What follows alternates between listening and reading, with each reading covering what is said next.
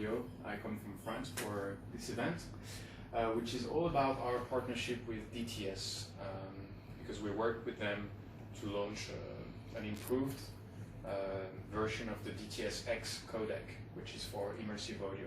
That's called DTS X Pro, and that's the first time we're showing it here in Indonesia.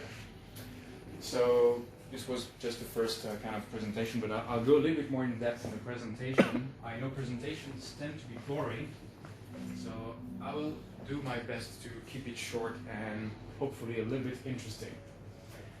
But first, as a company, if you don't know us, we have been really specialized in audio for 15 years, studio, commercial cinema, and high-end hi-fi and home theater. Now, high-end home theater is really where we have been able to grow as a company since 2014. That's when we have established a real leadership in the field. I will explain why a little bit later on in the conversation. And DTS X Pro is for us one more opportunity to explain and show why we are still market leader.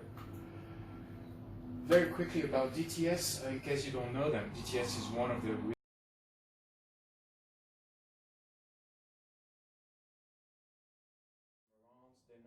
Yamaha, Onkyo. So that's a good opportunity for you to sell new products with new features and to sell hundreds of thousands of them. Are you interested? Of course, yes. Then the DSP works on implementing this technology, and the DSP manufacturers goes to Marantz, Onkyo, Denon, and tell them, hey, we've got this new technology, do you want to be able to release a new generation of products? And say, of course, yes, and they do it. So that's 2 steps. Long steps. Each time it's probably 6 months to 1 year development. We, on the other hand, we speak directly to Dolby or DTS. We take their codes and we implement it as a software because we don't use those chipsets. Multiple benefits. Time to market. We're the first with the technologies, which is good because we have one of the most expensive and most high quality processor on the market. Why would people pay that amount of money if there is no advantage? Well, that's one of them. One of the advantages is that you get new technologies before anybody else. And when I'm talking before anybody else, I'm talking months, if not years, before others. So that's one advantage for our customers, but what's the benefit for DTS or Dolby? Well, for them, it's the ability to be able to show their new technology to the public in an actual product. It sounds a little bit more real when it's in an actual product. So once again, for them, it's go-to-market, being able to be responsive to competition. So in other words, we can go faster and it helps everybody. But beyond that, we can make our own decisions in terms of implementation and quality.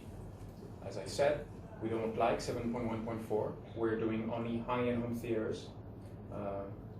Well, most luxurious and best home theaters in the world mostly use our processors. And 7.1.4 just does it for us. So when Dolby announced Atmos in 2014, they told us we can support up to 34 speakers. And we said, yeah, great. We will do 32, please. And that's what we did. That was in 2015. We're in 2019, and our competitors are still limited to 16 channels. So that's a huge benefit. And our platform has also been used to release other technologies called RCX and Mega H. So there are examples. So this is a real benefit. I will skip this because I'm getting bored. I will skip this too technical.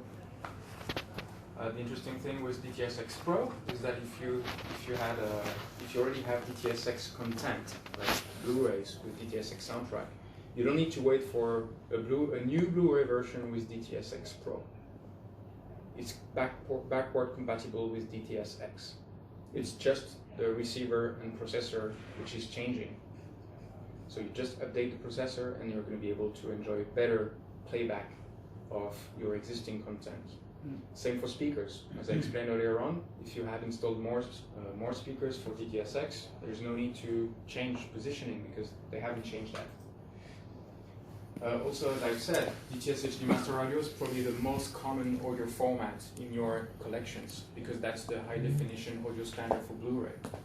So now with DTS X Pro, you can benefit of upmixing over a higher number of speakers, which gives you better immersivity and a more consistent experience across multiple seats. Actually, I skipped the question you had before. Should you have more speakers for a bigger room or not? No. That's counterintuitive. But think about it. Stereo. I'm sure you're mostly into two-channel hi-fi and home cinema in this room.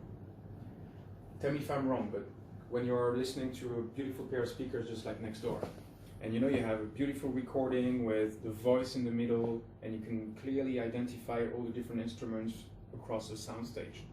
It's beautiful, this psychoacoustic illusion. Yeah. But that works only in the middle. So if you walk sideways, it collapses completely, it's gone. So hi-fi, sorry, no offense, but it's a selfish hobby because you can enjoy it only by yourself.